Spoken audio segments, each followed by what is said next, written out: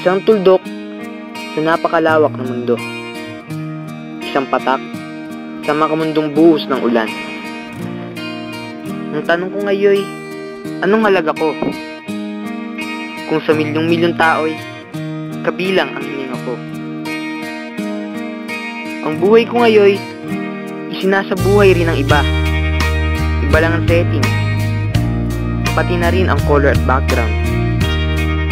Lalabas ng bahay upang mag-aral kuno, pero uuwi sa bahay nang hindi natututo.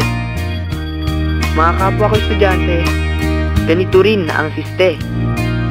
Ang gusto lang ay makatapos, babae man o lalaki.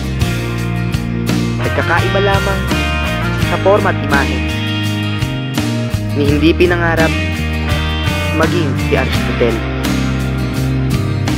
Gusto lamang naming lahat ay makaraos sa panahon na ito na puno ng gawain at sunod. Ang makakyat sa entablado, suot ang itim na toga. Kahit kapalit ay dugot luha ni inay sa ibang bansa. Kaming mga estudyante, kahit tawaging patay gutom sa grado, ayos lang, makamit lang ang pinapangarap na una. Kasi sa uli, magkakatalo ka rin sa diskarte ng tao kung paano niya buhayin ang sarili sa malahalimaw na mundo.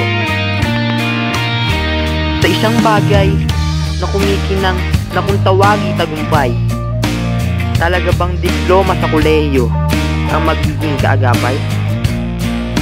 Dito sa mundong ginawa ng Diyos na makulay, hindi ba dapat sa Kanya tayo humingi ng gabay?